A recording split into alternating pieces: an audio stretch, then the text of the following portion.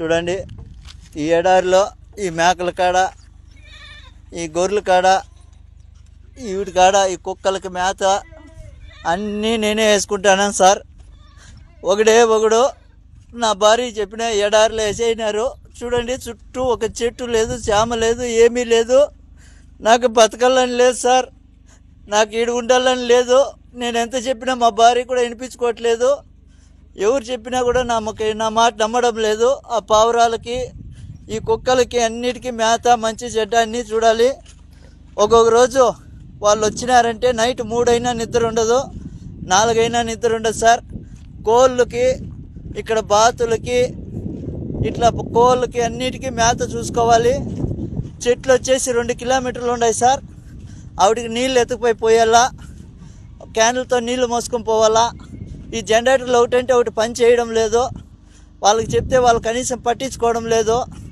మొన్న మోటార్ చెడిపోతే మోటార్ కూడా కనీసము రిపేర్ చేయించుకొస్తానని ఎత్తుకుపోయినాడు, ఇంతవరకు తేలేదు సార్. నీళ్ళు క్యాన్లు మోస్తానన్న రోజు ఒక మోటార్ పని చేస్తుంది, చెప్పినా కూడా వాళ్ళు చెవుల్లోకి వేసుకోవడం లేదు. చూడండి ఈ పావురాలు, ఈ బాతులు, వీటికన్నిటికీ నీళ్లు పొద్దున్నుంచి మోయాలా, అన్నీ చేయాలి సార్. నేను ఒకటే, నా వల్ల కావడం లేదు. ఎండకి సుస్థి అయిపోతుంది, ఇక్కడ పట్టించుకునే వాళ్ళు లేరు. ఇప్పుడు ఆయన వచ్చి 3 రోజులు అవుతుంది సార్. కనీసం నువ్వు తిన్నావా సచ్చినావా అని ఫోన్ కూడా చేయడం లేదు. ఈడ నాకు ఈ పక్క పాములు, తేళ్ళు ఎక్కువ ఉన్నాయి సార్. నేను చచ్చిపోయినా కూడా అడిగేవాడు లేదు సార్. ఈడ నా పరిస్థితి ఇట్లుండదు. నాకు దయచేసి ఎవరైనా సాయం చేయండి సార్. ఈ ఎడారి నుంచి నన్ను బయట వేసేయండి, ఇంటికి వచ్చేస్తాను. ఈడున్నానంటే చచ్చిపోతాను సార్, ఇంక 2 రోజులు ఉంటే చచ్చిపోతాను.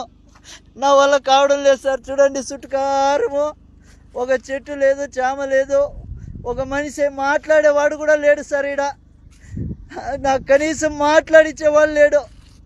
తిన్నావా చచ్చినావా, ఏంపా ఎట్లుండదు అని అడిగేవాడు లేదు సార్. నాకు నా బిడ్డలు గుర్తొస్తున్నారు, నేను బతకలేను సార్. ఈడ దయచేసి ఎవరైనా నన్ను సాయం చేయండి. ఈ కోవిడ్ నుంచి నన్ను బయటపడేయండి సార్. ఏం చెప్పినా కూడా ఏజెంట్ కూడా కానీ నా మాట వినడం లేదు సార్. డబ్బులు కట్టు అంటున్నారు. నా కాడ అంత డబ్బులు లేదు. ఏం చేసేది సార్, నేను కూలి చేసుకుంటేనే పని జరుగుతుంది. ఏదో ఇక్కడ నాకు చెప్పిండే పని వచ్చేసి వేరే, ఇక్కడ చేపిస్తుండే పనులు వేరే. ఎవరికి అడిగినా నాకు పట్టించుకోవడం లేదు సార్. నా వల్ల కావడం లేదు. ఎవరైనా దయచేసి నన్ను గడ్డకేయండి సార్, మీ కాళ్ళు పట్టుకుంటాను. లేదంటే ఇంకొక రోజు 2 రోజులు చూసి నేను ఆత్మహత్య చేసుకోవాల్సిందే సార్. నా వల్ల కావడం లేదు. మీకు ఎవరికన్నా కానీ దయ ఉంటే నా పైన కొద్దిగా దయ చూపించండి. ఎందుకంటే ఇంటికి వచ్చి కూలో నాలో చేసుకునైనా బతుకుతా, కానీ ఇక్కడికైతే బతకలేను. నా వల్ల కావడం లేదు సార్. 10 నుంచి సాయంత్రం దాకా ఒకటే పని ఉంటుంది. నా వల్ల కావడం లేదు. కనీసం ఇక్కడ మాట్లాడిచ్చేవాడు కూడా లేడు సార్. నా కర్మ వద్దు. ఇక్కడ నేను ఎంత బాధపడతానంటే అంత బాధపడతాను. మా భార్యకి ఫోన్ చేసి చెప్తే నాకా డబ్బు లేదబ్బా, నేనేం చేసేది, నేను ఎక్కడి నుంచి తీసుకురావాలి అందంటుంది. ఇంకా నేను ఇక్కడ బతకలేను సార్. నా వల్ల కావడం లేదు. దయచేసి నాకు మీద ఎవరైనా దయ చూపించండి సార్. చూడండి ఇక్కడ ఇసుక తుఫాను వస్తుంది సార్.